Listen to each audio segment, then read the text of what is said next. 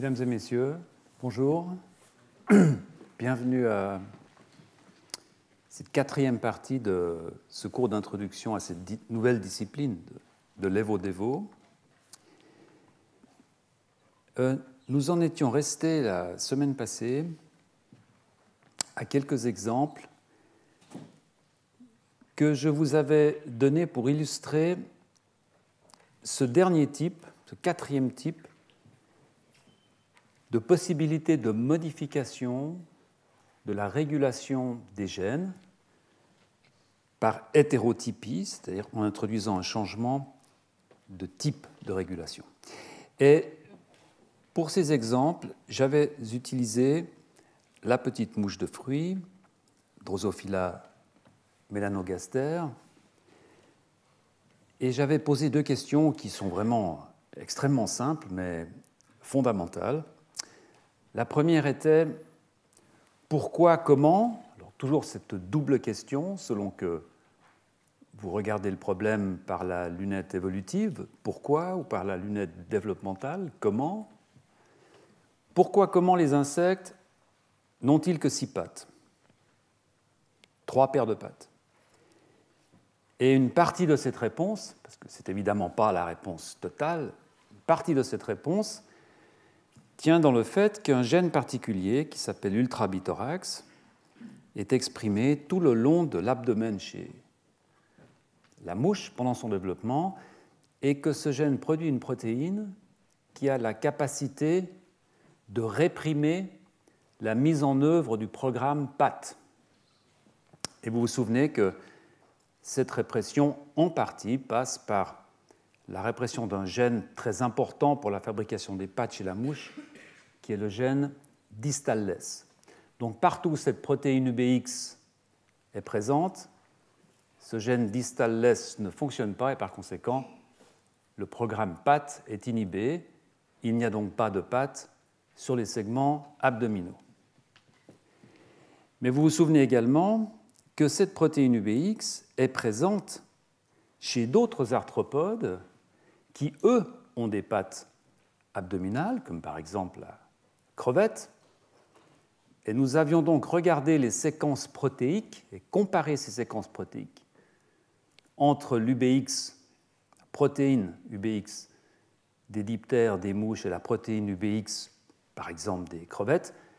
Et nous avions remarqué qu'il y avait des changements de structure, notamment la disparition chez les crevettes ou l'apparition chez les diptères, bien sûr, d'une séquence particulière, d'un stretch d'acide aminé monotonique, poly-A-A-A-A-A-A.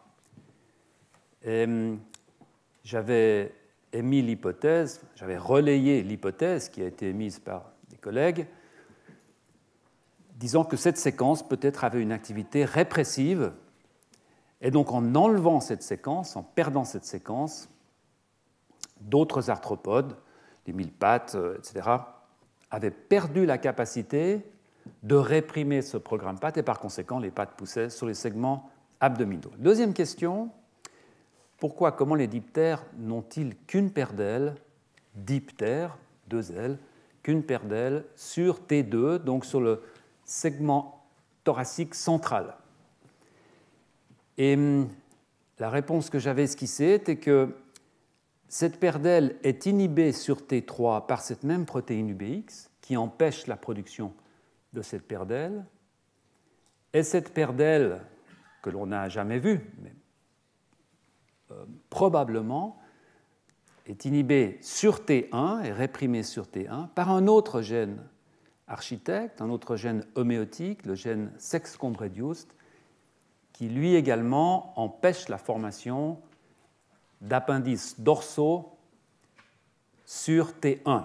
Et à ce moment-là, je vous avais parlé des membracidés, ces animaux tout à fait extraordinaires qui ont ce casque, cette structure qui sort de T1 dans la partie dorsale et qui, selon les travaux de ces deux collègues, Gompel et Prudhomme, ces casques ont des caractéristiques d'appendices, de vrais appendices dorsaux. Donc il y aurait des structures analogues en quelque sorte à des structures d'ailes qui sortiraient de T1 de la partie dorsale de T1 chez ces membres acidés. Donc l'hypothèse est que soit ce gène SCR n'est pas présent dans T1 chez les membres acidés, soit il n'arrive pas à faire son travail correctement. Et souvenez-vous, je vous avais montré que non seulement ce gène est présent dans T1 chez les membres acidés, mais que cette protéine est totalement capable de réprimer le programme L lorsque l'on l'introduit chez la mouche. Et donc la réponse, comme souvent en fait, était « c'est plus compliqué que ce que l'on pense ». En fait. Dans ce cas-là, on a émis une hypothèse qui est peut-être partiellement correcte, mais à laquelle il manque une pièce.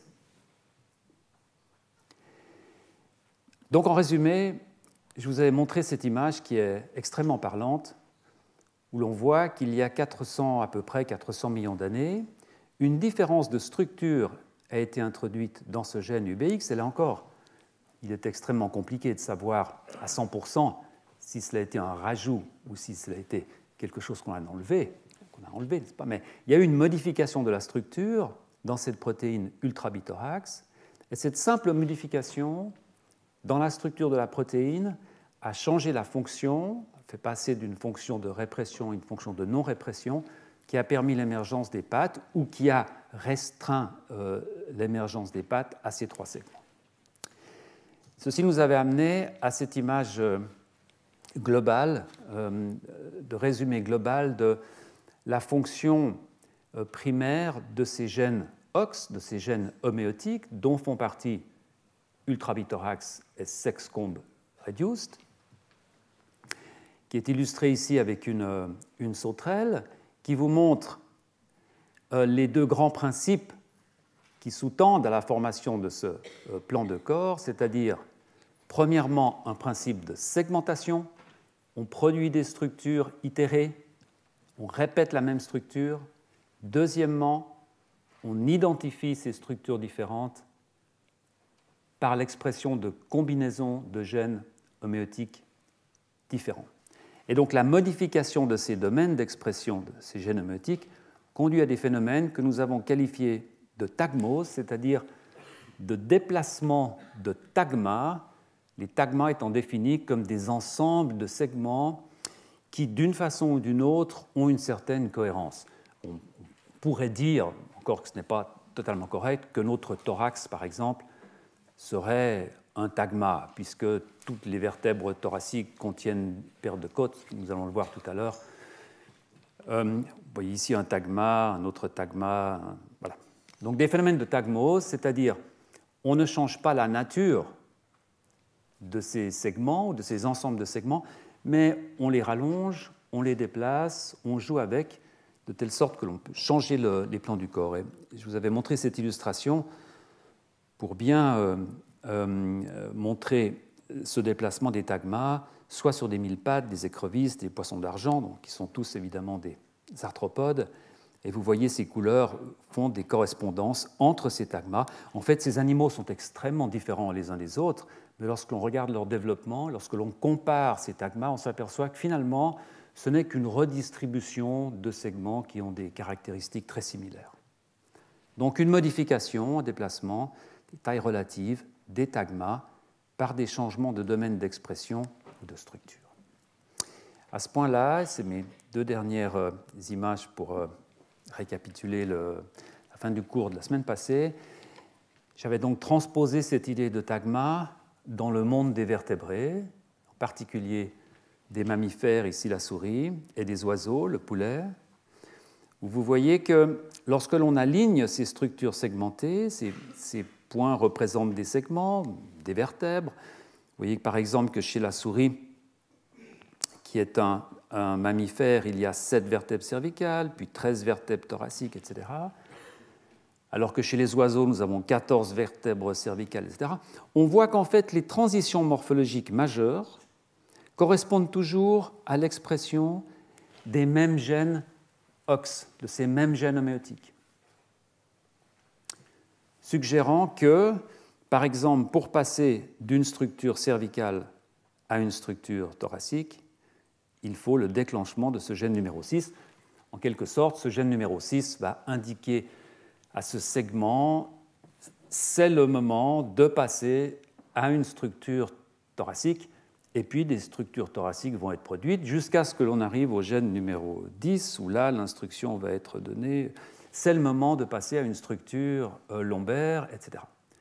Donc on a le même marquage génétique chez tous les animaux vertébrés, indépendamment de l'endroit où ces transitions se trouvent, ce qui renforce l'hypothèse qu'effectivement, l'expression de ces gènes est causale, induit ces changements de structure. La vérification de cette causalité, bien entendu, nécessite une approche fonctionnelle, c'est-à-dire on ne peut pas se satisfaire d'inférence ou de coïncidence.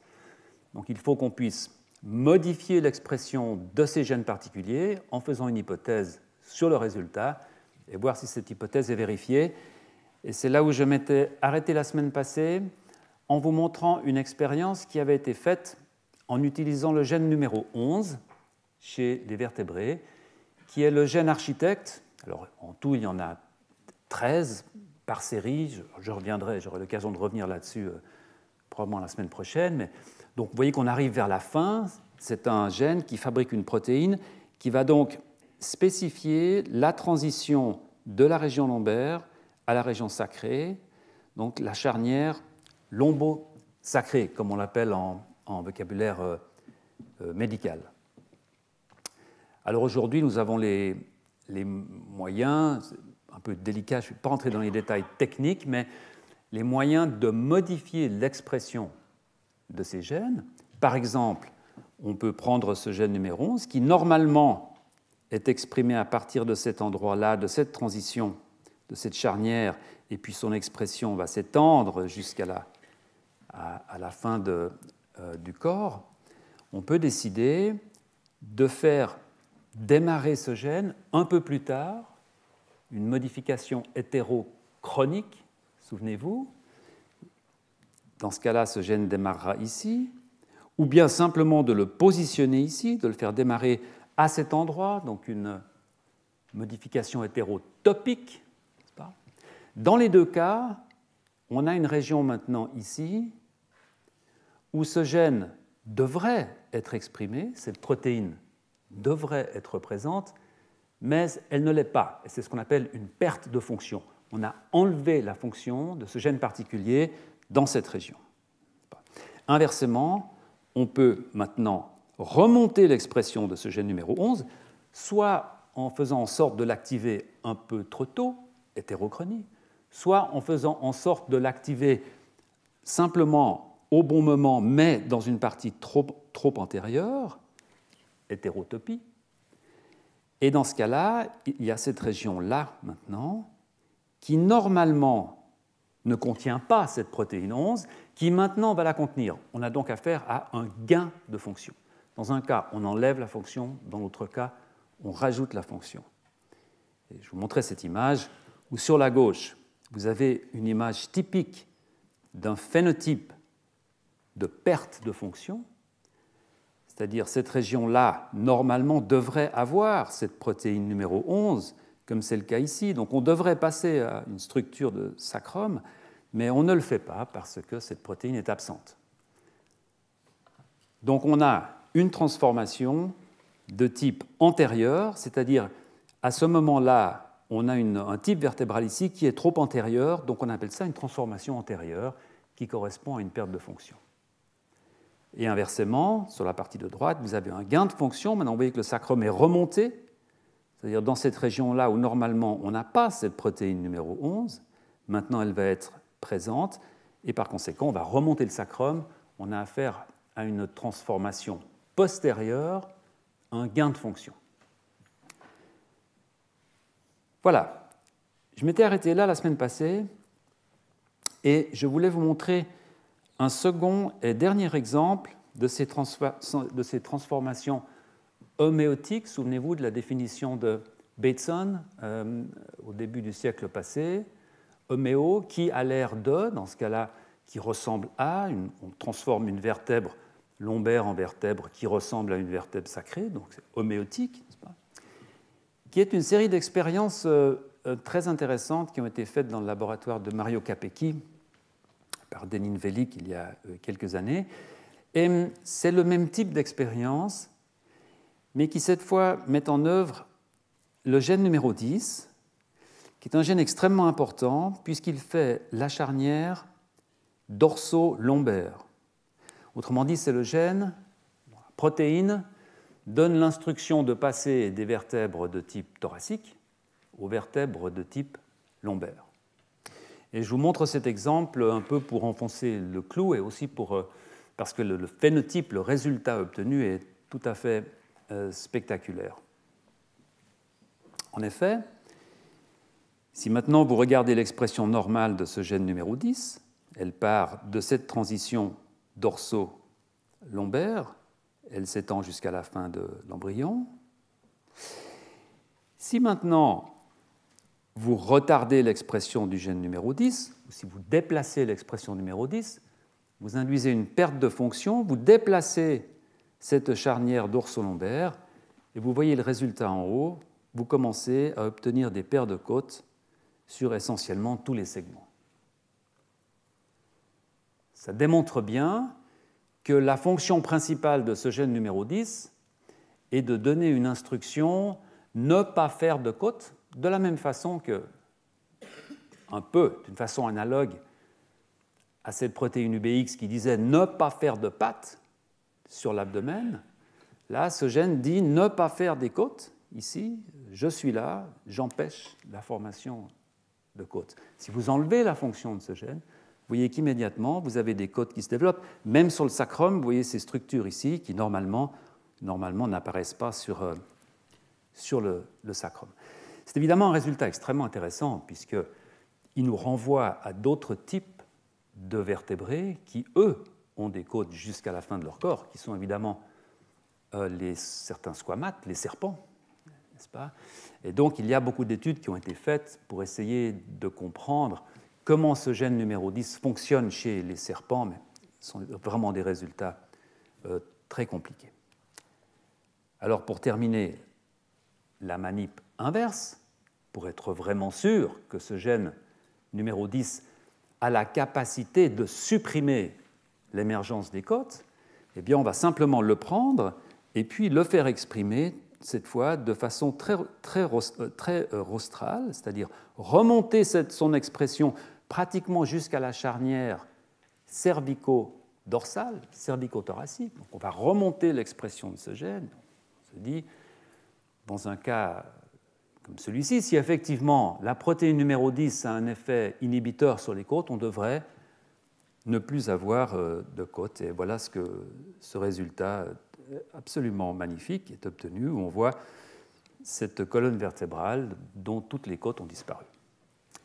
Donc, de ce type d'expérience, on peut raisonnablement conclure qu'effectivement, cette protéine numéro 10, alors, il y en a plusieurs, je simplifie un peu, mais ces protéines numéro 10 ont la capacité de supprimer la pousse, si l'on veut, des côtes, et par conséquent, ce sont ces protéines qui assurent cette transition, cette charnière entre T13 et L1, la première vertèbre lombaire que l'on va trouver ici. Voilà, donc avec cela, je suis donc passé sur ces 4 types, des exemples de ces 4 types de modifications dans la régulation de ces gènes, en particulier la régulation de ces gènes, des gènes qui ont une importance particulière dans le développement des embryons. Et ce qui est très intéressant, c'est qu'en fait, tous ces changements différents, toutes ces modifications de régulation nous amènent inéluctablement à discuter 3 des concepts qui sont parmi les plus importants dans cette discipline de l'Evo-Devo, qui sont le concept de pléiotropie et de multifonctionnalité, le concept de néofonctionnalisation, et puis un concept alors extrêmement intéressant, je dirais, qui est ce concept de contrainte interne, que certains ont même appelé de la sélection interne. Je reviendrai là-dessus dans quelques minutes. Et ce que j'aimerais faire aujourd'hui, c'est discuter un peu de cette notion de pléiotropie, de multifonctionnalité, qui est vraiment au cœur de cette discipline de Levo-Devo, de ce phénomène de néofonctionnalisation qui est bien entendu fortement lié à cette idée de pléiotropie et de multifonctionnalité, et puis cette idée de contrainte interne, de sélection interne. Alors, pléiotropie, c'est un terme un peu compliqué. Multifonctionnalité, ce sont en fait presque deux facettes d'un même concept, pas exactement comme on va le voir, mais disons, ce sont deux définitions qui, je dirais, se ressemblent. Il y a d'une part une définition peut-être un peu plus génétique qui est celle de pléiotropie, qui dit que la mutation d'un gène peut avoir des effets multiples dans différentes structures, dans différents organes, dans différentes cellules, dans différentes structures osseuses, peu importe. C'est en fait la définition d'un syndrome en médecine. Vous savez qu'une maladie syndromique en médecine, on qualifie de syndromique une maladie qui présente des pathologies différentes. Et d'ailleurs, si l'on considère les maladies génétiques, les maladies qui ont une cause génétique, après ce que je vous ai présenté, après ce que je vais vous présenter sur la pléiotropie, je pense qu'on a le droit de se poser la question de savoir s'il existe des maladies qui ne sont pas syndromiques, s'il existe des maladies qui ne toucheraient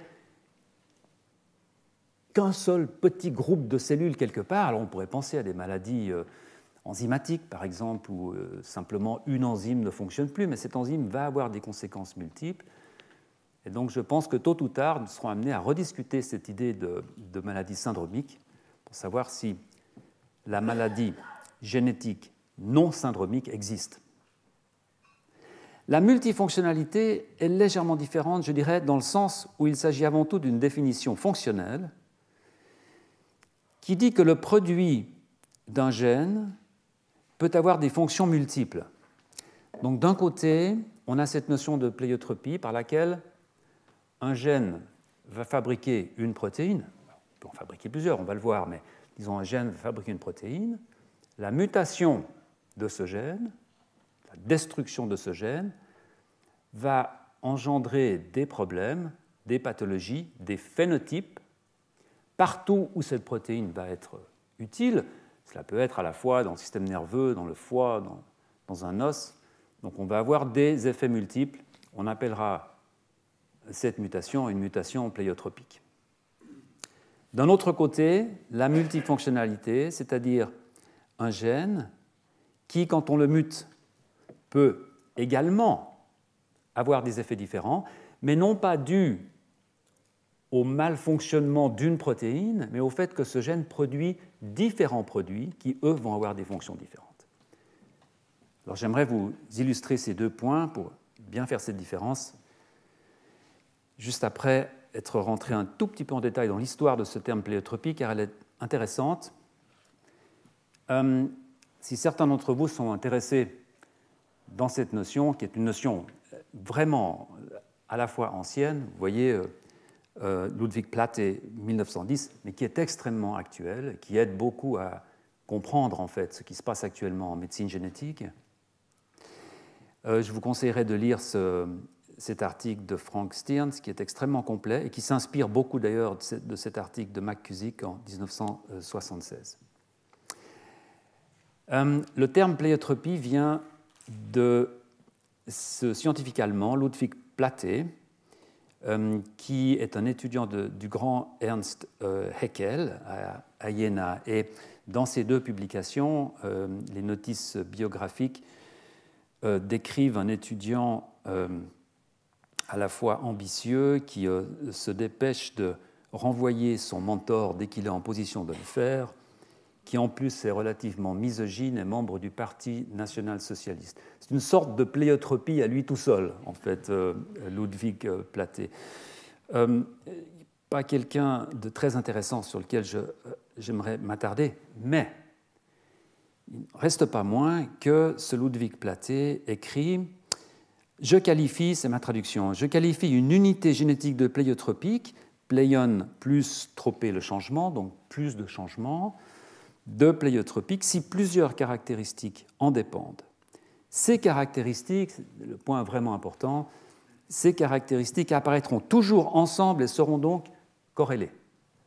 Autrement dit, on n'a pas affaire à une maladie syndromique dans laquelle un patient souffrant de la même maladie qu'un autre patient, un patient va développer une pathologie dans un endroit et l'autre patient souffrant de la même cause développera une autre pathologie dans un autre endroit. Pas du tout.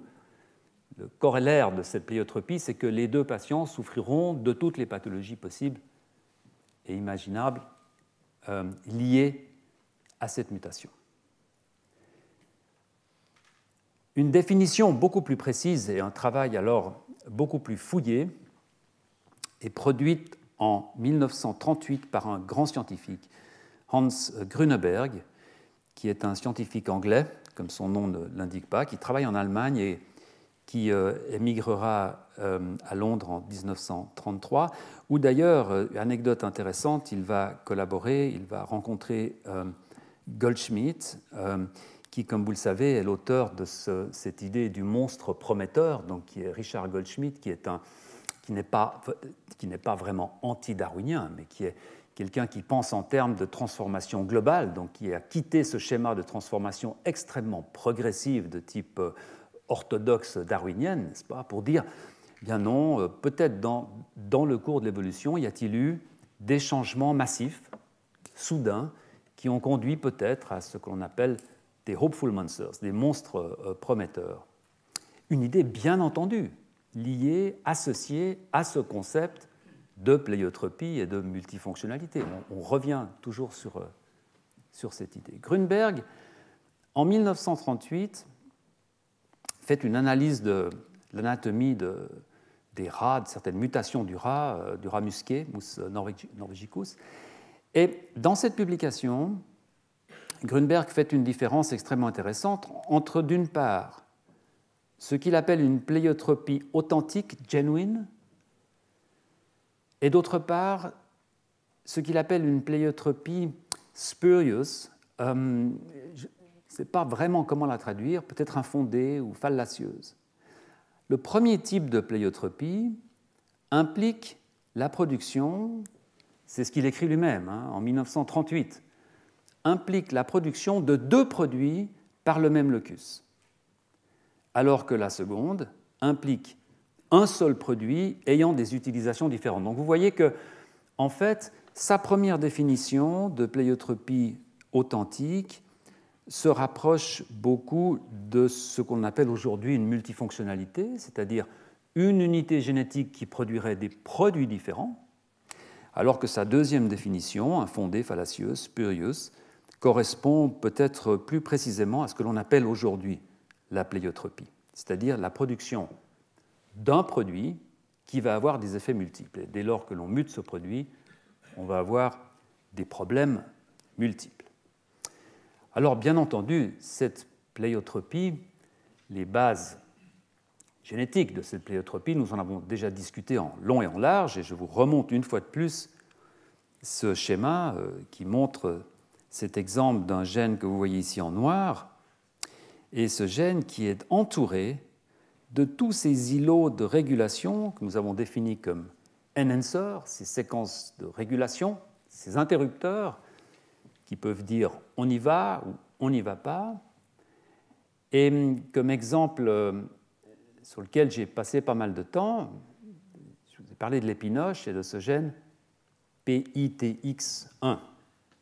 Alors si l'on revisite cette histoire de l'épinoche en ayant maintenant en tête ce concept de pléiotropie, eh bien, c'est la dernière fois que je vous montre ces images d'épinoche, eh bien, on s'aperçoit que ce gène PITX1 étant flanqué de 4 éléments de régulation, souvenez-vous, cet élément particulier ici des nageoires, responsable de la fabrication de ces épines, si d'aventure l'on modifie cet enhancer particulier, eh bien, ce gène va continuer à fonctionner dans les fosses olfactives, dans les organes sensoriels, dans le thymus. Donc, la modularité de ces enhancers permet l'évolution de traits spécifiques sans compromettre la viabilité de l'animal. Et je vous ai montré en grand détail qu'en fait, c'est ce qui est arrivé de façon naturelle pour donner cette épinoche-là, qui a perdu ses épines, mais qui est parfaitement viable. En eau douce, il n'y a aucun problème. Donc on n'a pas ici une mutation pléiotropique. Il semble qu'on ait une mutation simple dans laquelle l'épinoche va perdre ses épines. Pourquoi ? Parce que l'on a touché uniquement un élément de régulation. Alors que, inversement, si le même problème était arrivé au niveau du gène, de la partie codante, si dans ce cas précis c'est la protéine PITX1 qui avait été affectée, cassée par exemple, interrompue, dans ce cas-là, bien entendu, la fonction dans les fosses olfactives, dans les organes sensoriels, dans les nageoires, dans le thymus, aurait été supprimée et ces épinoches seraient mortes. On aurait un effet pléiotropique. N'est-ce pas ? Alors, bien entendu, lorsque l'on voit cette collection de séquences régulatrices qui entourent ces gènes, on ne peut s'empêcher de se poser la question, une fois de plus, pourquoi, comment ? C'est-à-dire, quel est l'avantage évolutif ? Comment se fait-il que cette multifonctionnalité, cette pléiotropie, est observée, je dirais, préférentiellement chez les animaux vertébrés ? Bien entendu, elle existe chez tous les animaux sur lesquels un minimum de génétique a pu être fait. Mais de telles concentrations de séquences enhancers, de tels paysages de régulation, comme ils ont été qualifiés en 2003, n'existent que chez les animaux vertébrés. On a vraiment une inversion de la stratégie dont je vous ai parlé. Plutôt que d'avoir un gène puissant avec quelques petits éléments de régulation, on va avoir un gène relativement inactif, mais qui va l'être grâce à une forêt d'éléments de régulation. Pourquoi ? Quel est l'avantage ? Quelle est la valeur adaptative, évolutive, d'un tel système de régulation ? Et puis, deuxième question, comment ? Comment la nature, comment l'évolution a-t-elle pu construire ces systèmes de régulation ?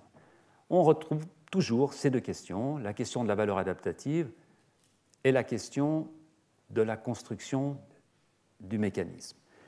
Alors, laissez-moi passer un peu de temps sur la question d'abord du pourquoi. Quelle est la valeur adaptative ? Quel est l'avantage sélectif, en d'autres termes, de ces paysages de régulation ? Et pour comprendre la valeur adaptative d'une telle accumulation de régulation, il faut bien entendu revenir aux trois, je dirais, grandes découvertes qui ont lancé ce nouveau champ d'études qui est l'Evo-Devo, trois découvertes qu'on a déjà mentionnées relativement brièvement. La première, je la mettrai aux alentours des années 1985, où plusieurs groupes de recherche découvrent que finalement, les gènes sont les mêmes chez tous les animaux. Alors, encore une fois, aujourd'hui, ça paraît totalement trivial. À l'époque, et quand je dis à l'époque, ça ne fait guère qu'un peu plus d'une trentaine d'années, c'est une vraie révolution. À peu près 5 ans plus tard, on s'aperçoit que finalement, non seulement les gènes sont conservés, mais les principes. Et je vous ai parlé, entre autres principes, des voies, ce qu'on appelle les voies de signalisation, par exemple la façon dont les cellules se parlent, la façon dont les cellules se déplacent, la façon dont les cellules migrent. Tous ces principes sont en fait les mêmes chez pratiquement tous les animaux à symétrie bilatérale. Et puis, cerise sur le gâteau, quelques années plus tard, on commence à avoir plusieurs séquences de génome, alors des séquences partielles, il faudra encore attendre quelques années, au début des années 2000, mais on s'aperçoit rapidement que finalement, les génomes sont relativement conservés. Alors bien sûr, n'importe quel généticien débutant peut faire une différence entre un génome humain et un génome de mouche, ne serait-ce pas que par la qualité des éléments transposons, etc., que l'on va trouver à l'intérieur. Mais globalement, au niveau des différents pourcentages qualitatifs, globalement, ces génomes sont tout de même très similaires. Et cela a conduit à ce que j'ai déjà qualifié de changement de paradigme, autrement dit, comment faire différemment avec les mêmes éléments. Faire du plus ou du moins complexe avec les mêmes bases. Il faut tout de même que vous réalisiez que le nématode Cenorhabditis elegans, donc ce petit nématode, pas vraiment un ver, il ressemble à un ver qui est microscopique, que l'on trouve dans la Terre, ce nématode possède 950 cellules. C'est-à-dire que ce nématode possède moins de cellules que celles que vous avez déjà refaites depuis que vous êtes assis dans ce fauteuil, dans votre intestin. 10 fois moins, 1000 fois moins. C'est un nombre qui n'est même pas un nombre, finalement. Et pourtant, ce nématode a 15 000 gènes. Et ce nématode est capable de comportements relativement élaborés. Il peut chercher de la nourriture, il est sensible à la température. Bon, il a tout de même un peu plus de 360 neurones, ce qui n'est pas si mal. Mais tout de même, lorsque l'on compare cet objet biologique à l'Homo sapiens, et que l'on se dit que l'Homo sapiens a probablement même pas 22 000 gènes, on se dit qu'il y a vraiment un problème, c'est-à-dire on ne peut pas raisonnablement mettre cette différence de complexité sur le nombre d'unités génétiques. Et donc, il doit exister une réponse différente. Et la réponse est simple, finalement. Il faut faire plus par gène, une sorte d'heure supplémentaire. Il faut donner plus de fonctions par unité génétique. Comment le faire ? Il y a de nombreuses façons, en fait, pour complexifier les systèmes génétiques. Il y a, je dirais, 3 façons qui actuellement prennent le dessus, ou qui sont discutées peut-être plus que les autres. Et pour faire un choix, j'ai choisi de vous parler de ces 3 mécanismes qui sont utilisés de façon relativement générale afin de complexifier les systèmes génétiques, afin de pouvoir faire plus avec le même matériel. La première façon, c'est évidemment de complexifier les structures géniques. Et là, on rentre dans le domaine des isoformes, de l'épissage. Et je vais vous en dire un tout petit mot. C'est des notions vraiment de base, mais je vais vous les rappeler pour que ce soit vraiment très clair.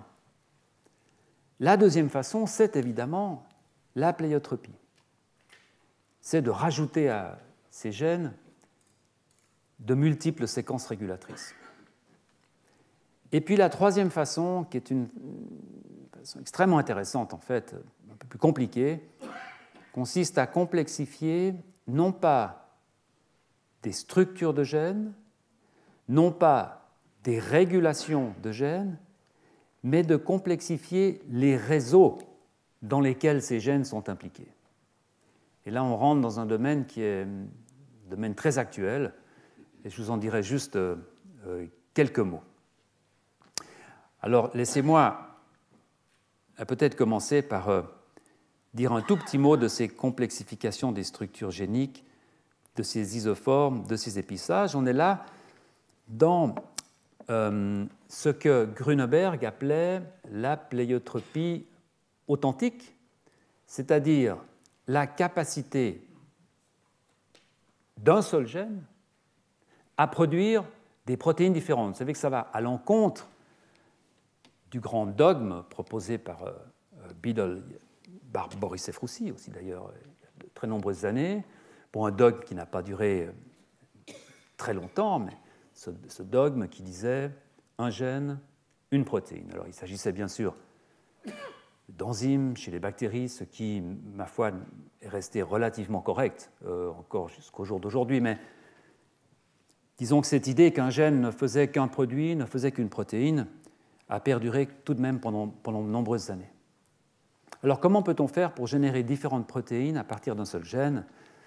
Alors les spécialistes de biologie moléculaire dans l'auditoire m'excuseront si je passe 2 minutes à rappeler vraiment les fondamentaux d'un mécanisme essentiel que l'on appelle l'épissage. Alors pour comprendre ce mécanisme, il suffit d'aller étape par étape. Vous avez ici une molécule d'ADN, un morceau d'ADN. Cet ADN, pour fabriquer une protéine, va devoir passer par un messager intermédiaire qui est un ARN. Et c'est donc cet ARN que vous voyez ici. Il va donc y avoir une enzyme qui va se poser là, qui va lire cet ADN et qui va produire cette grande molécule simple brin. Donc l'ADN est une hélice double brin, et l'ARN n'est qu'une seule copie d'un de ces deux brins. Donc c'est un acide nucléique simple brin.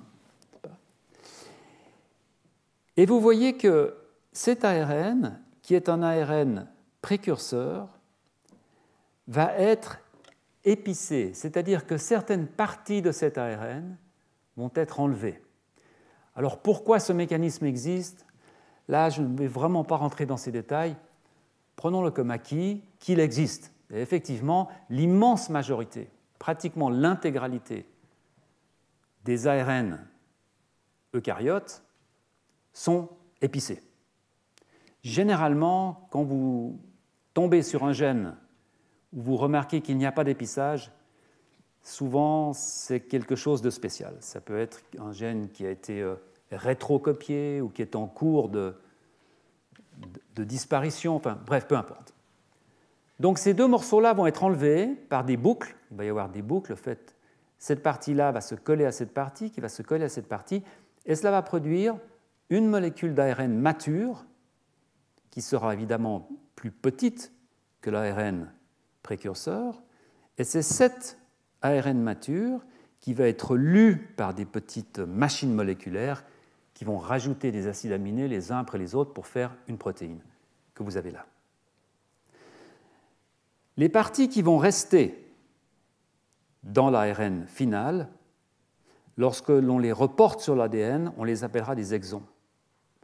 Donc dans ce cas-là, on a un exon, 2 exons, 3 exons, et vous voyez que ces 3 exons vont former cet ARN mature qui formera cette protéine. Les parties de l'ADN qui sont localisées entre les exons, on les appellera des introns. Alors peut-être certains d'entre vous ont-ils entendu en médecine aujourd'hui, si vous faites séquencer pour une suspicion de maladie, etc., on ne va pas nécessairement vous proposer un séquençage total, on va vous proposer un séquençage exonique, c'est-à-dire on va se contenter de ne séquencer que ces parties-là, puisque seules ces parties sont traduites en protéines. Donc la chance, le risque que vous allez avoir pour une maladie génétique de tomber dans un exon est évidemment très très supérieur à la chance que vous avez qu'elle tombe dans un intron ou ailleurs dans le génome. Donc on fait un séquençage exonique qui évidemment est beaucoup plus rapide et beaucoup moins coûteux que de faire un séquençage total, puisque les exons ne représentent que peut-être 1% de l'ADN total. Donc ça, c'est le cas de figure vraiment lambda d'un gène très simple à 3 exons qui va donner une protéine. Mais beaucoup de gènes eucaryotes ont des structures exoniques beaucoup plus compliquées. 8, 10, 12, 15, 20, 30 exons. Des exons tout petits, des exons très grands. Et donc, lorsqu'il s'agit de faire ces boucles pour remettre ensemble ces différents exons, parfois, on va observer des différences.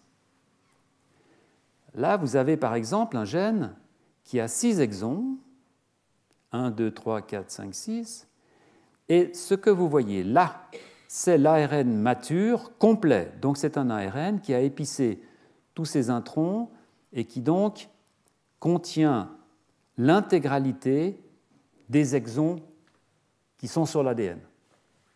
D'accord ? Cet ARN va produire une protéine, ici qui est représentée avec 3 globules, cette partie verte qui va être codée par ces exons, cette partie rouge par cet exon, cette partie bleue par cet exon.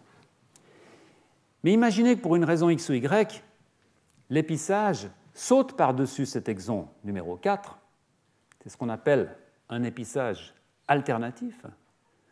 Dans ce cas-là, un autre ARN va être produit, qui est celui-ci, où il n'y aura que l'exon 1, 2, une erreur ici, 3, 5 et 6, et l'exon 4 n'aura pas été inclus dans cet ARN mature. Alors, vous allez me dire, so what?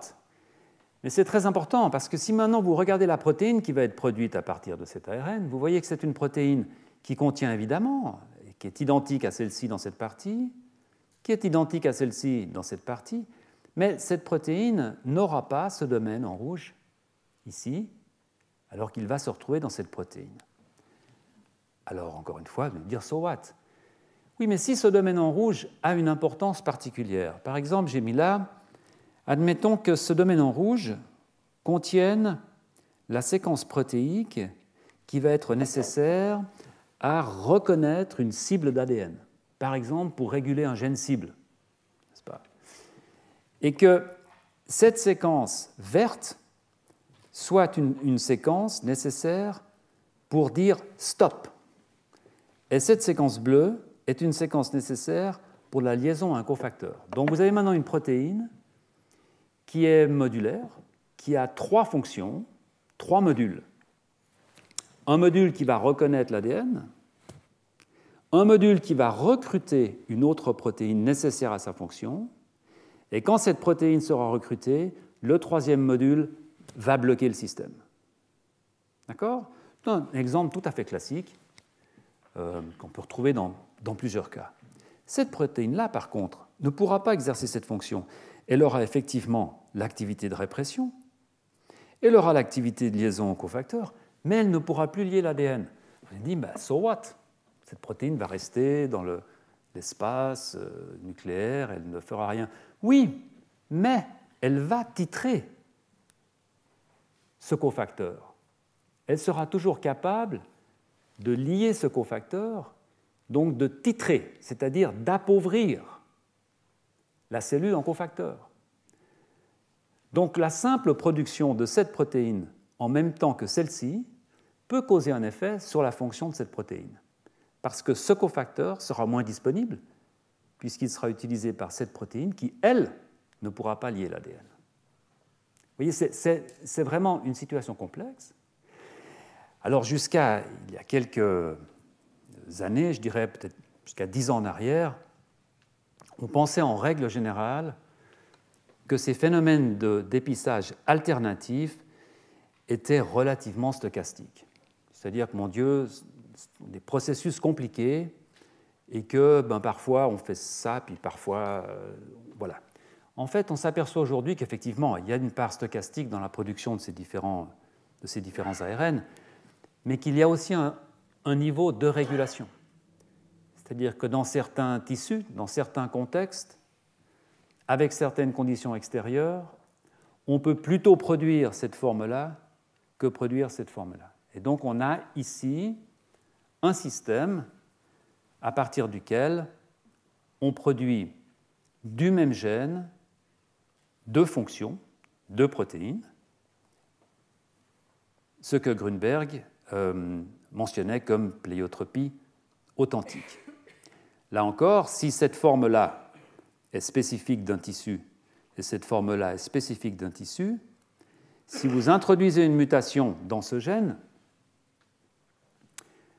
vous allez avoir un effet pléiotropique, sauf, évidemment, si cette mutation affecte un exon qui n'est pas présent dans toutes les formes. Donc vous pouvez avoir là des pléiotropies relativement différentes, dans le sens où, si vous mutez un exon qui est présent dans tous les cas de figure, comme par exemple cet exon numéro 1, vous aurez un effet pléiotropique très général. Si vous mutez un exon qui n'est présent que dans certaines formes de la protéine, vous aurez des effets qui seront moins importants. Alors, cette idée d'épissage alternatif est extrêmement intéressante pour la raison suivante, c'est que les exons, généralement, portent des codages fonctionnels qui sont différents. Il existe donc une modularité dans la construction des protéines. Et c'est un point important sur lequel je reviendrai peut-être l'année prochaine, parce que là, je n'ai pas vraiment le temps d'en discuter cette année. Mais c'est un point qui dit qu'en fait, la modularité que l'on trouve au niveau des protéines, les protéines sont extrêmement modulaires. Prenez par exemple une protéine qui agit comme récepteur à la surface d'une cellule. Eh bien, cette protéine, elle va être organisée de façon très stricte. Il y aura un domaine qui sera vers l'extérieur, donc qui sera particulier pour recevoir le signal. Il y a un domaine qui sera entre la membrane, à l'intérieur de la membrane, qui sera un domaine très spécifique qui va rester dans la membrane. Il y a un domaine intérieur qui va transmettre le signal. Eh bien, ces fonctions différentes, généralement, sont codées par des exons différents. Par des exons différents.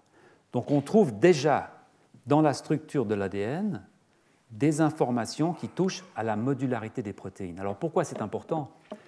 Parce que lorsque l'on pense au niveau évolutif, on commence à comprendre comment l'évolution a pu reconstituer des gènes différents en prenant des morceaux à gauche et à droite, ce que François Jacob appelait le bricolage de l'évolution.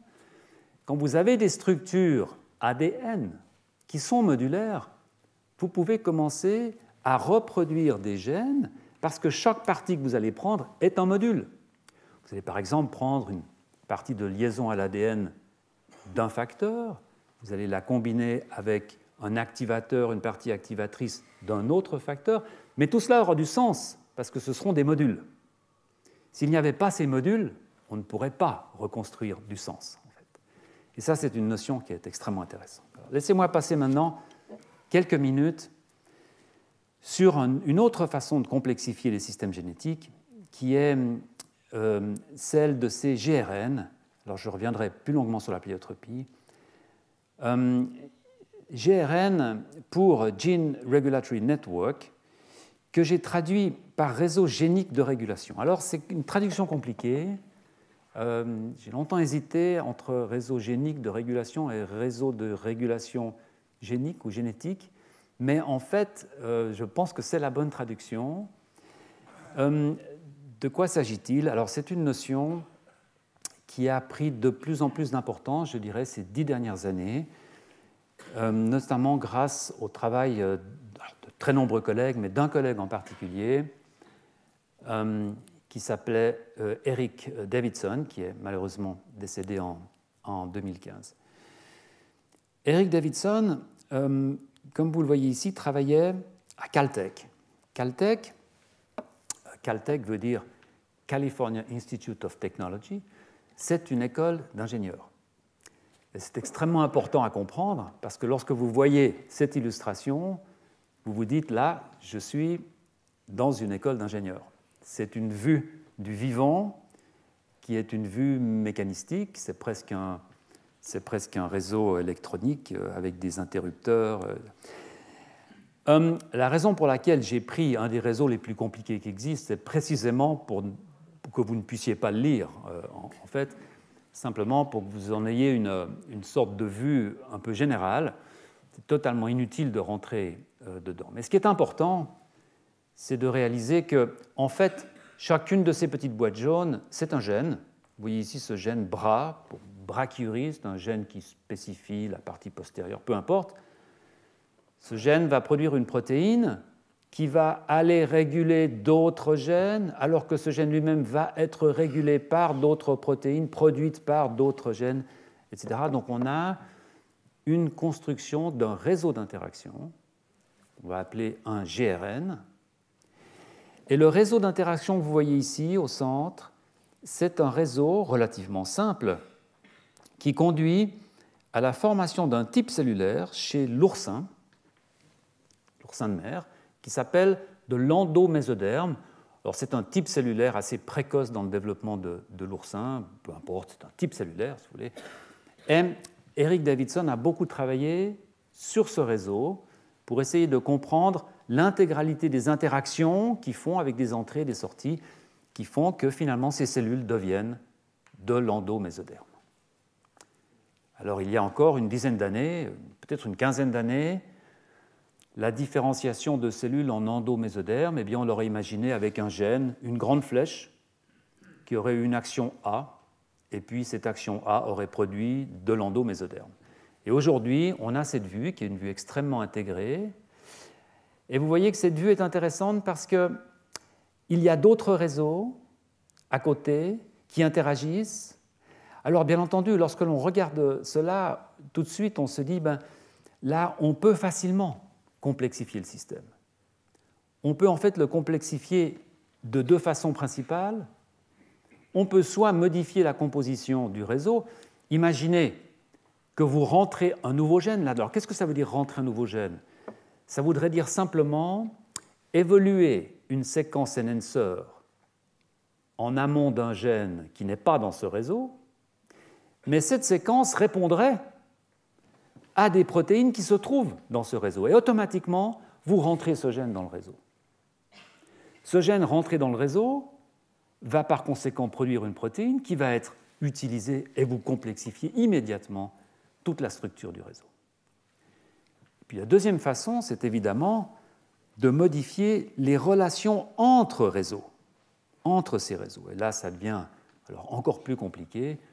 Vous avez non pas des relations entre une protéine et un gène, mais vous avez des relations entre un réseau de protéines-gènes et un autre réseau de protéines-gènes.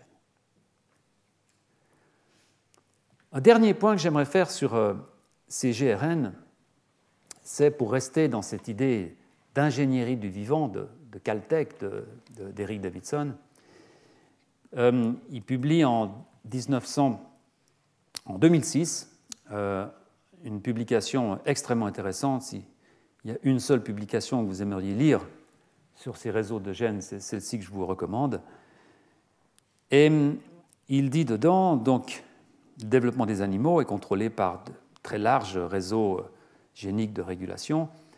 Et donc, l'évolution du plan des corps des plans corporels, doit dépendre du changement dans l'architecture de ces réseaux. Encore une fois, un terme que l'on trouve très souvent dans l'ingénierie, l'architecture d'un algorithme ou l'architecture d'un réseau.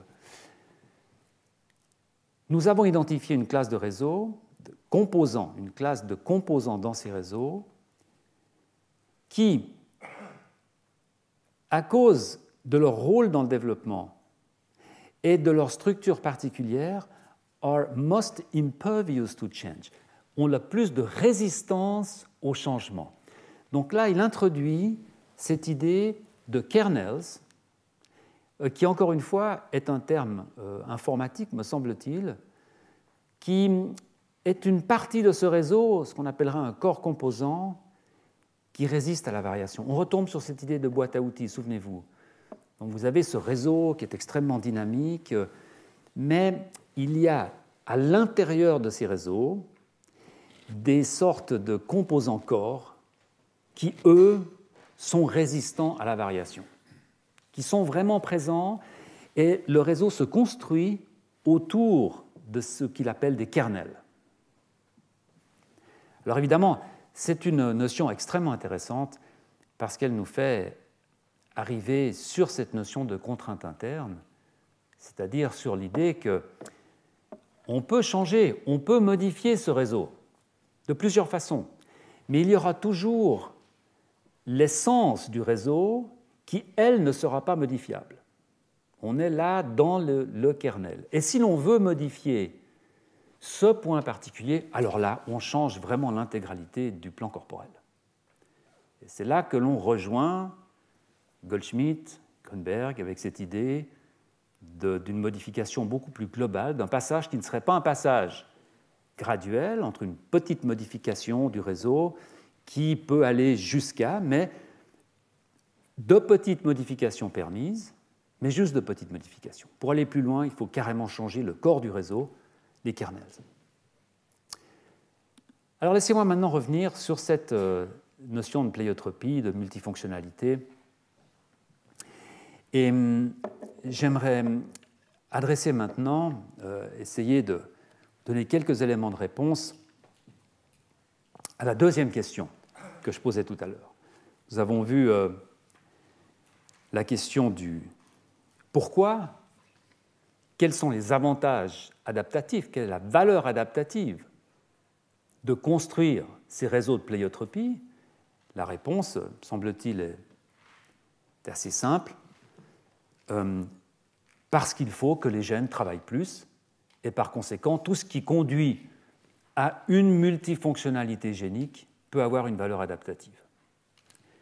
Maintenant, laissez-moi peut-être vous montrer deux exemples vivants, deux exemples vrais de pléiotropie, avant que je passe à cette question du pourquoi. Le premier exemple que j'aimerais vous montrer, c'est un exemple d'Eugène Architecte. C'est un exemple assez compliqué, mais qui, à mon avis, illustre parfaitement bien le message que j'aimerais vous transmettre ici.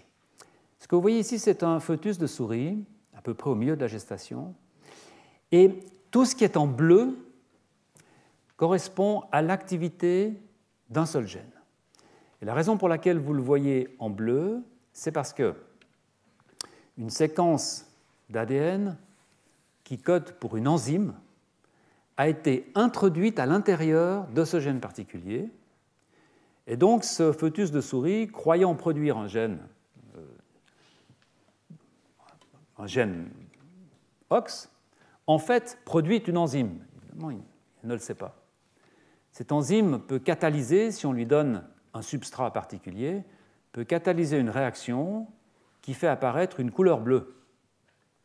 Et par conséquent, en colorant ce fœtus dans ce bain de substrat, partout où l'enzyme sera présente, c'est-à-dire partout où ce gène est exprimé, eh bien, on va voir du bleu. Donc c'est une façon extraordinaire, en fait, de voir directement où un gène particulier est actif. Alors, vous allez me dire, pas exactement, parce que le bleu est stable. Donc ce qu'on voit, c'est où un gène particulier est actif ou a été actif. Ça ne veut pas forcément dire qu'il est actif, mais bon. Et ce que vous voyez, en fait, c'est vraiment de la pléiotropie. Regardez, vous avez du bleu dans la mâchoire, enfin, dans la face, dans les follicules des moustaches, dans une partie de l'intestin, dans l'extrémité des membres. Vous avez du bleu dans le système nerveux central. Vous voyez ici dans la ceinture, dans le plexus brachial, ici, ça remonte jusqu'au cerveau postérieur, le rhombencéphale. Il y a du bleu partout. On peut même voir un peu de bleu ici dans le futur rein, si vous avez de bons yeux. Donc ce gène est actif, c'est un gène extrêmement important, c'est un gène architecte, est actif vraiment dans des domaines multiples. Quand on voit ça, la simple observation de cet embryon nous permet déjà de faire une sorte d'archéologie des régulations. Parce que tous ces domaines n'ont pas le même âge évolutif. Par exemple, si vous regardez le système nerveux, les intestins, ce sont des structures qui existaient au Cambrien. On peut les dater, en tout cas, à moins 500 millions d'années. Par contre, lorsque vous regardez les mains et les pieds, ce sont des structures qui sont apparues un peu avant la sortie de l'eau des tétrapodes, donc à peu près au Dévonien, à moins 375, moins 380 millions d'années. Et par contre, quand on regarde les follicules des moustaches, ici, qui sont des organes sensibles chez les félins, aussi chez la souris, chez les rongeurs, ce sont des caractéristiques typiques aux mammifères. C'est ce qu'on appelle une synapomorphie des mammifères. Seuls les mammifères ont des poils, et tout ce qui a des poils est un mammifère. N'est-ce pas ? bien, les mammifères vont remonter à peu près à moins 180 millions d'années. Donc on peut déjà retracer en quelque sorte l'historique de l'apparition de ces régulations. On se dit que ce gène devait être actif dans le système nerveux bien avant de devenir actif dans les pattes, bien avant de devenir actif dans les moustaches. Et dès lors, lorsque l'on peut remonter dans l'ADN et aller identifier les séquences enhancers qui sont responsables de ces domaines d'expression, on peut alors essayer de faire une corrélation entre les séquences que l'on trouve et leur âge d'apparition. C'est en quelque sorte de l'archéologie génétique, finalement. C'est passionnant.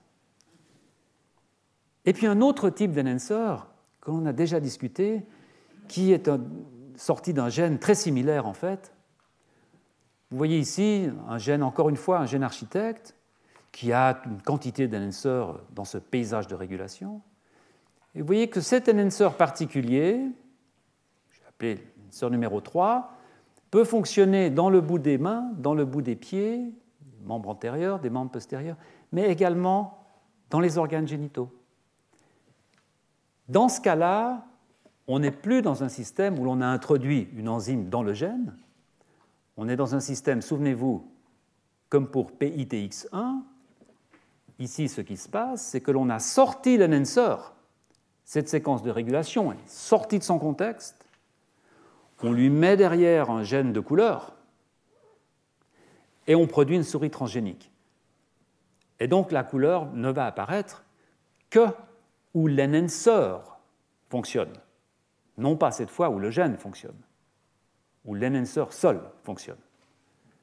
Et vous voyez que cet enhancer, cette séquence seule, la même séquence, la même petite séquence d'ADN, peut donner comme instruction activer dans les membres, activer dans les mains, activer dans les pieds, mais également activer dans le tubercule génital, donc dans ce qui donnera plus tard les organes génitaux externes. Donc on est là dans un cas de figure de pléiotropie d'un enhancer, c'est-à-dire une seule séquence régulatrice peut fonctionner dans deux contextes différents. Souvenez-vous, on en a déjà discuté lorsque l'on parlait des types d'enhancers. Je vous avais parlé de ce type d'enhancer qui fonctionne par ce qu'on appelle le panneau d'affichage, le billboard, c'est-à-dire des enhancers qui contiennent une série de petites séquences et qui peuvent être reconnus par des facteurs différents dans des contextes différents. Ce sont un peu des séquences d'ADN qui s'affichent comme un panneau d'affichage, et puis des facteurs différents vont venir en combinaisons différentes. Donc, dans le bout des doigts, une combinaison de facteurs va déclencher l'activité de cet enhancer. Dans les organes génitaux externes, une combinaison un peu différente de facteurs, puisque ce sont des structures différentes, bien entendu, mais va également déclencher le même enhancer. Donc on n'est pas dans un cas de figure où on pourrait avoir ici un enhancer doigt et un enhancer tubercule génital. On est dans un cas de figure où on a un enhancer qui fait doigt, tubercule génital. Vous voyez qu'on peut complexifier le système à volonté. On peut même avoir chaque enhancer ayant plusieurs fonctions. Donc c'est vraiment une façon de complexifier le système. Alors maintenant, la question du pourquoi, avantage adaptatif, pléiotropie, augmentation de la charge fonctionnelle par gène. La question du comment. Alors là, c'est une question qui est beaucoup plus complexe parce que la question du pourquoi est une question évolutive qui donc par nature n'a pas de réponse ou inversement a autant de réponses que vous le souhaitez. Ce sont des hypothèses qui sont extrêmement difficiles à vérifier. La question du comment, c'est une autre paire de manches, parce que lorsque vous attaquez le mécanisme, on peut le vérifier. Si on fait une hypothèse, eh bien on doit pouvoir, au sens popperien, on doit pouvoir la vérifier d'une façon positive, d'une façon négative. Alors la question que j'aimerais brièvement traiter avant d'arrêter aujourd'hui, c'est quel mécanisme pouvons-nous imaginer qui puisse conduire au recrutement, à l'évolution de toutes ces séries d'enhancers consécutifs groupés dans les mêmes paysages de régulation. C'est quelque chose d'extrêmement typique lorsqu'on regarde le génome des vertébrés. Et la question, c'est comment ? Comment est-il possible de construire ces paysages de régulation ? Alors évidemment, il n'y a pas de réponse définitive à cette question. Il y a une hypothèse, qui est une hypothèse qui me semble relativement plausible, et c'est celle que j'aimerais vous décrire maintenant. Et pour cela, il faut que je revienne très brièvement à ce mécanisme d'action de ces séquences de régulation, qui sont des mécanismes complexes, mais je vais essayer de les simplifier, encore une fois, au maximum.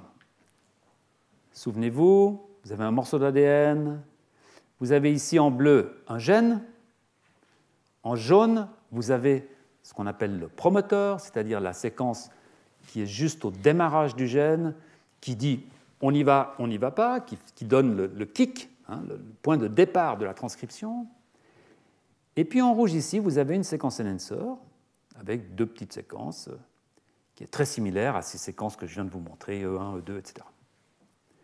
La façon dont cet enhancer fonctionne, souvenez-vous, c'est en contactant ce promoteur. Comment est-ce possible ? Eh bien, c'est possible par toute une série de facteurs qui vont médier ce contact, en particulier ces facteurs bleus qu'on appelle des médiateurs, ça porte bien son nom, c'est une protéine qui est là pour essayer de gluer le système, de faire en sorte que cet enhancer rencontre ce promoteur, parce qu'il faut vous imaginer que tout cela se passe dans une mélasse de chromatine, n'est-ce pas ? Une rencontre extrêmement improbable, avec un enhancer très éloigné qui est enroulé dans des structures chromatiniennes, et puis comment cet enhancer va-t-il trouver son gène cible ? Alors une grande partie de ce mécanisme repose sur une stochasticité, c'est-à-dire qu'une fois ou l'autre, cet enhancer va rencontrer son promoteur et là, ça va se solidifier, le temps de fonctionner un peu, et puis il va repartir, et puis il reviendra, etc. Donc c'est ce que vous voyez là. Alors cette image, évidemment, elle est un peu trompeuse dans le sens où on a l'impression que tout fonctionne comme une machine d'ingénieur, où on a l'enhancer ici, le promoteur, et puis au moment M, au temps T, eh ben, boum, on fait une boucle, et puis on démarre, et puis quand il faut que ça s'arrête, on s'enlève. Mais ce n'est pas comme ça. La réalité est extrêmement différente. La réalité, c'est que l'enhancer ne sait pas où aller, le promoteur ne sait pas que c'est un promoteur, il ne sait pas qu'il y a un enhancer, et donc les choses doivent se mettre ensemble. Alors lorsque l'on regarde ce schéma, on s'aperçoit d'une chose en fait, c'est que ces configurations-là sont des configurations négatives, c'est-à-dire le gène ne fonctionne pas, le gène ne fonctionne pas, le gène ne fonctionne pas. Cette configuration-là, une fois qu'elle est produite, est une configuration qui est positive, c'est-à-dire elle fonctionne, elle produit une fonction, elle produit un ARN qui produit une protéine. Par conséquent, il y a en quelque sorte une valorisation, une valeur adaptative finalement, associée à cette configuration qui n'existe pas dans ces configurations-là. À partir de là, si on transpose, alors évidemment avec un raisonnement télonomique qui ne devrait pas être de court, mais qui aide à comprendre, si on se dit comment pourrait-on faire finalement pour essayer de favoriser cette configuration-là, de la rendre plus fréquente, plus simple, plus amicale.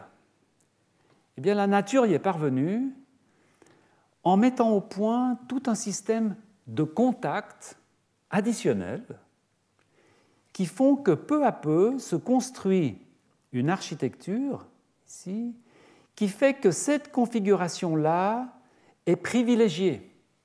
Pourquoi est-elle privilégiée ? Parce que quand elle fonctionne, elle produit une valeur adaptative. Donc, on va faire en sorte qu'elle fonctionne le mieux possible.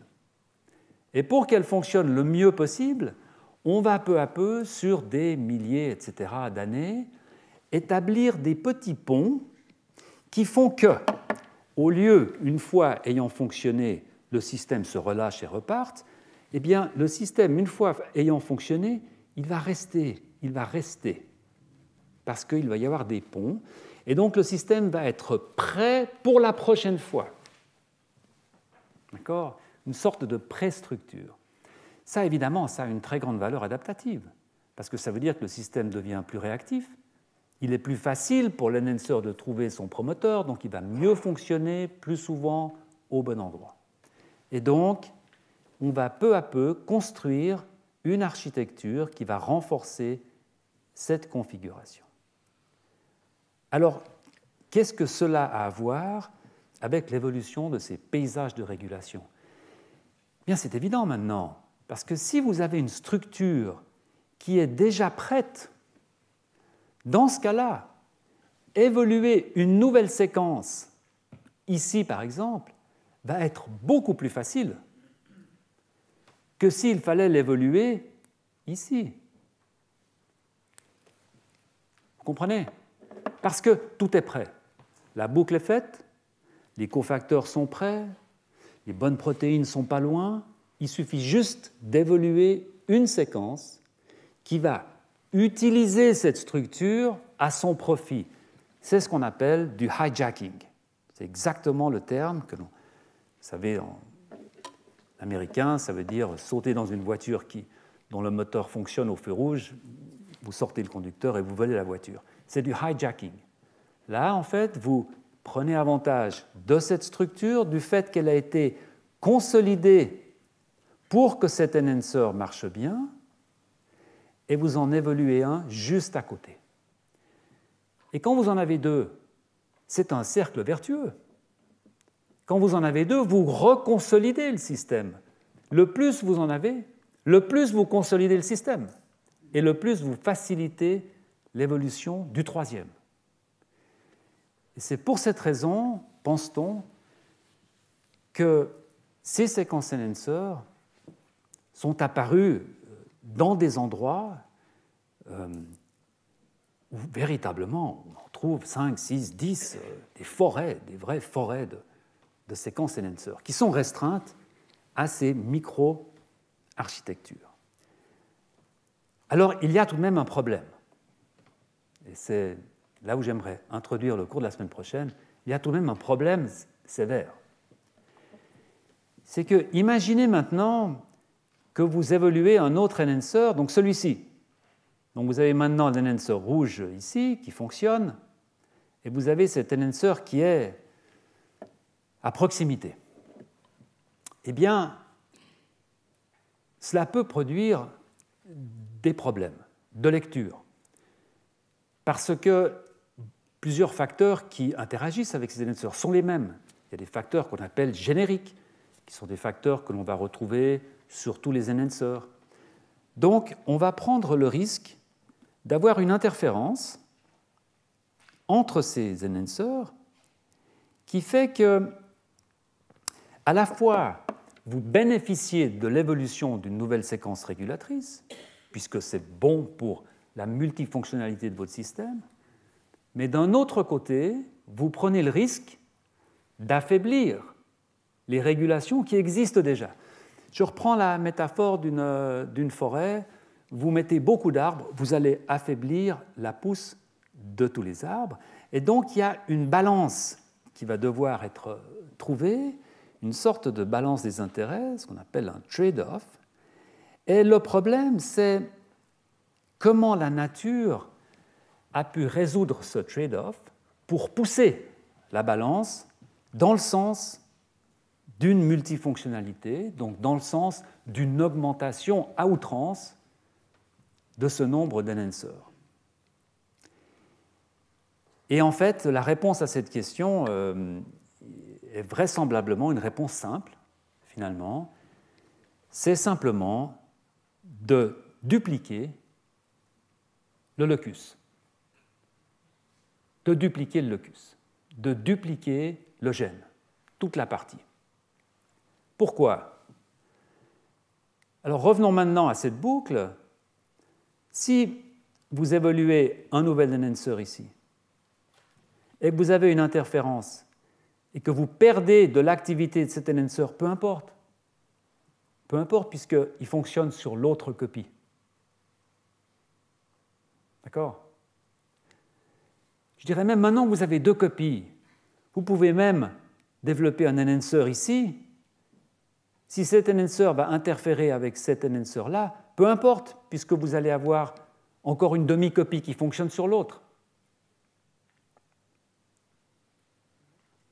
Vous voyez où je veux en venir. Donc en fait, la duplication d'un locus génétique tamponne, absorbe les effets potentiellement négatifs d'une multifonctionnalisation, donc de l'émergence de nouvelles séquences de régulation.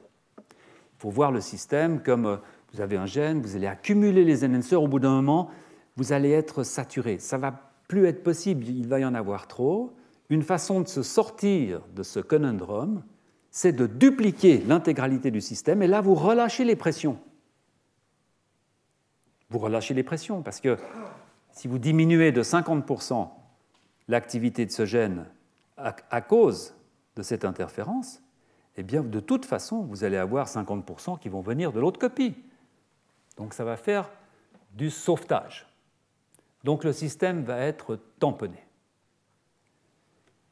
Et effectivement, cette duplication des locus génétiques a été une des solutions les plus productives à l'émergence de ces régulations, parce que la redondance des fonctions permet des innovations de régulation. Et ça, c'est un concept absolument clé dans cette discipline de Levo-Devo.